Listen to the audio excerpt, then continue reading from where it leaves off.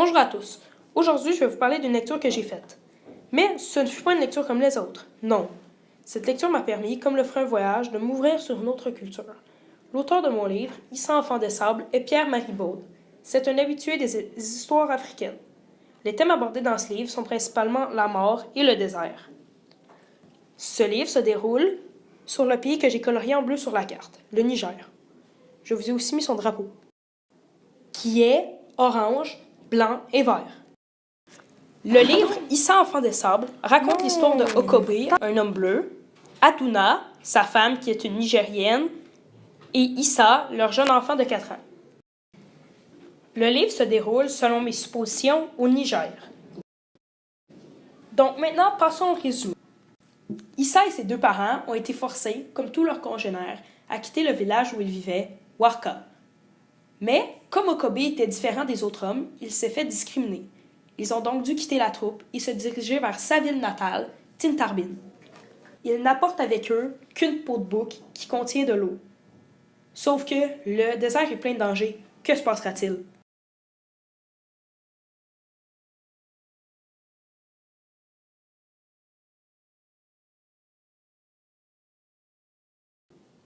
Après ce résumé, je vais vous présenter 3 lieux que j'ai pu rencontrer durant ma lecture. Premièrement, il y a le fleuve Niger. C'est le 3e plus long fleuve d'Afrique. Il prend sa source en Guinée et il fait 4180 km. Il traverse plusieurs pays, dont le Niger, à qui il a donné son nom. Nous rencontrons ce magnifique lieu lorsque Marie est dans le désert.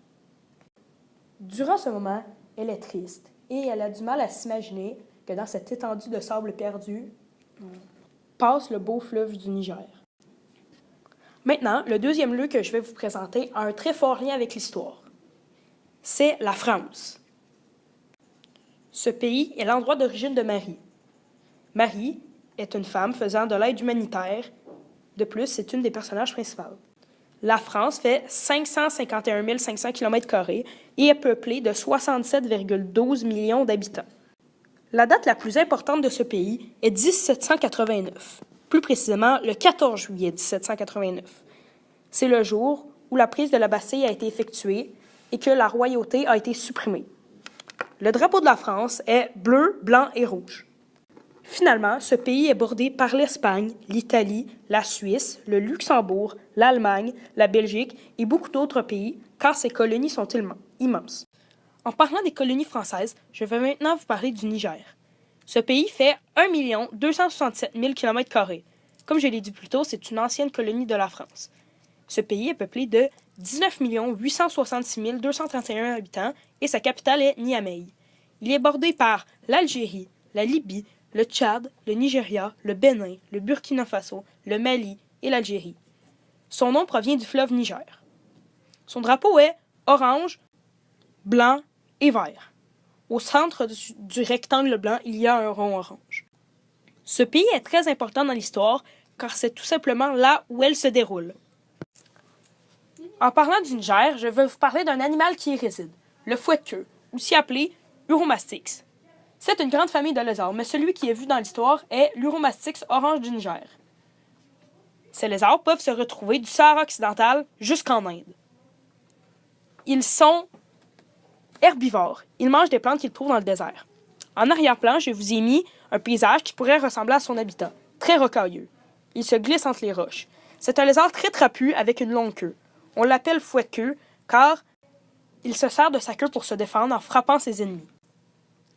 Dans l'histoire, c'est Okobe qui, une fois arrivé à Tintarbin, part à la chasse et tue un Uromastix qu'ils font cuire et qu'ils mangent. Maintenant, je vais vous parler de l'acacia. C'est une grande famille d'arbres qui comporte 1500 espèces. Mais toutes les espèces de cet arbre sont pourvues d'épines, car acacia vient du mot grec akis qui veut dire pointe. De l'acacia du Sénégal, on produit d'ailleurs la fameuse gomme arabique. Cet arbre, qu'on retrouve surtout dans le désert, sert souvent d'abri aux bêtes. Ses feuilles sont d'ailleurs mangées par plusieurs espèces telles que les girafes ou les chameaux. Dans le livre, Okobe et sa famille, dans leur longue marche à travers le désert, s'arrêtent à l'ombre d'un acacia. Suite à l'acacia, je vais vous parler d'une autre plante, le mil. Selon moi, c'est la plante la plus importante en Afrique. C'est un graminé de la même famille que le blé qui est cultivé là-bas. Il sert à la fabrication de farine qui elle-même constitue plusieurs plats. On peut aussi en fabriquer de la bière. Le mil sert à nourrir autant les humains que les animaux. Il n'est pas seulement cultivé en Afrique, mais aussi dans quelques pays d'Asie du Sud. Dans le roman, on découvre cette plante lorsque Marie fait de l'aide humanitaire. Lorsqu'elle trouve des groupes de réfugiés, elle leur donne de grands sacs de farine de mil. Maintenant, je vais vous présenter le quatrième élément culturel. C'est un animal qui se nomme le cinq. C'est un lézard très longiforme, avec de courtes pattes. Il est carnivore. Il chasse des souris et tous les petits animaux qu'il trouve. Il peut aussi servir d'animal de compagnie. Mais la famille des cinq regroupe plusieurs espèces. Le 5 qui est en haut de l'écran est un 5 berbère qui vit dans le désert, alors que celui qui est en bas de l'écran est un 5 à flanc de feu. On entend parler de cet animal lorsqu'Okobé marche dans le désert. Il se dit que les humains sont trop complexes pour survivre lors de sécheresses. Ils ne peuvent pas se cacher dans le sable comme les 5, ni comme les scorpions. Finalement, le dernier élément culturel que je vais vous présenter est le chiche. C'est un grand bout de tissu que les Touaregs s'enroulent autour de la tête. Généralement, ils sont bleus indigo.